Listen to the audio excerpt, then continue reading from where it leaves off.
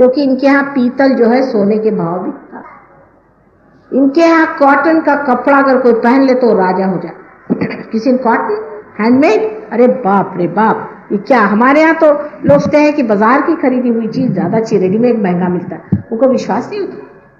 अपने यहाँ अगर कॉटन का कपड़ा, हम कहते हैं हमें कॉटन इतना मिलता है, तो कह ले अच्छा क्या इतना कॉटन मिलता है, तो आप बहुत रईस है। हमने कहा तो हम तो हैं ही, लेकिन हम लोग सोचते हैं कि हमारे पास ट्रांजिस्टर नहीं इसलिए हम गरीब हैं। कहले बेवकूफ है वहां के लोग, बिल्कुल सरासर बेवकूफ है। अरे जिसके पास सब चीजें मौजूद है और वो ऐसी फालतू की चीजों के लिए दौड़े, उसे क्या कहना चाहिए।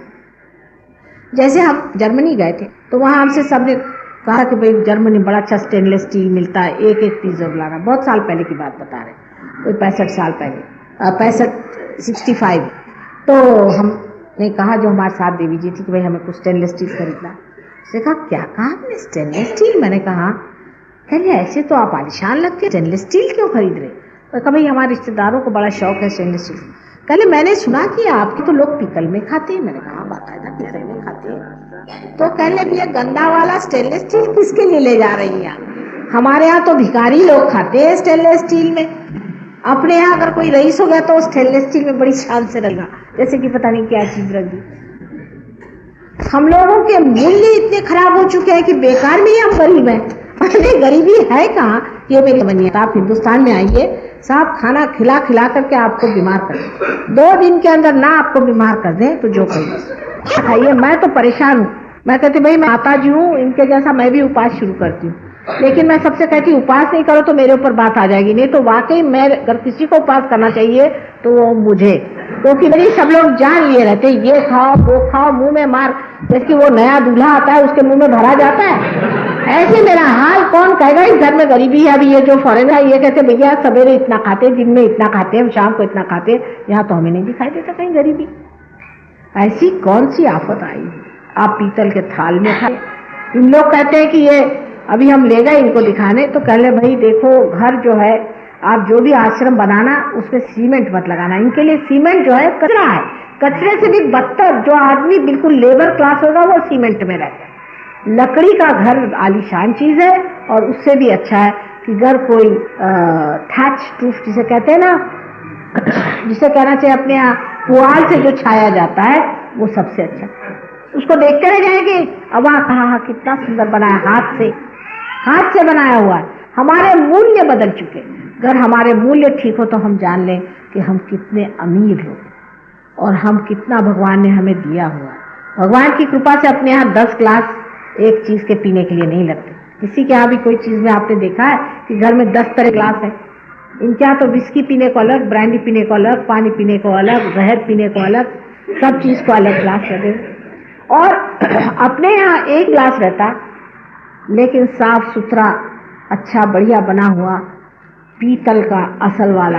ये क्या फायदा कांच के ग्लास और कांच की सारी सभ्यता इनके अंदर है क्या जो आप लोग उनसे सीखना चाहते हैं।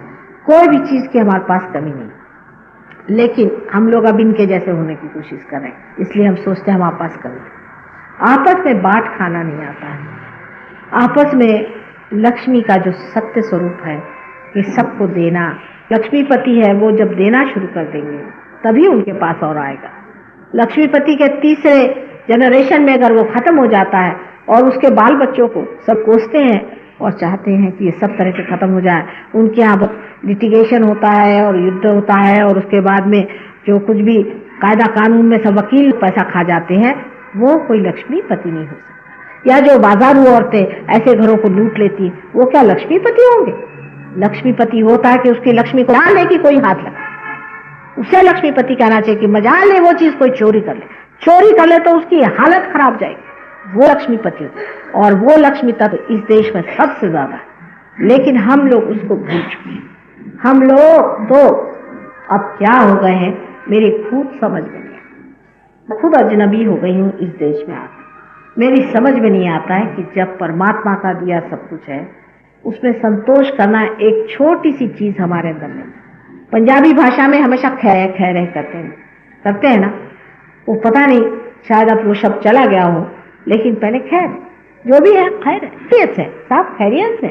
इसे पूछे कैसे खैरियत से, कोई मुंह लटका के ये तो नहीं कहता कि मर गया हूँ, जब आप खैरियत से हैं, अब इसका मतलब यह है कि दिल से कहिए कि मैं वाकई खैरियत हूँ। समाधान, और समाधान जब हम में नहीं आएगा तब तक लक्ष्मी जी बरसेंगी नहीं, तब तक लक्ष्मी जी आप पर कोई भी तरह का आशीर्वाद नहीं आ सकता, क्योंकि उनका आशीर्वाद ही समाधान। अगर आप में समाधान नहीं हो तो कितनी भी आपके ऊपर पैसों की बरछाव हो, आप किसी काम के बिल्कुल बेकार है। तो और बहुत जरूरी बात है जिससे कि लक्ष्मी जी भागती वह कंजूसी। हिंदुस्तानी जरा कम होते हैं कंजूस, ये लोग बहुत ही कंजूस होते हैं, बड़े ही कंजूस होते हैं, जितने पर्दे होते हैं इतने पैसे को चिपकते हैं, जितना पैसा ज्यादा आ जाएगा उतना आदमी कंजूस हो जाता है। तो कंजूसी से बच के रहना चाहिए।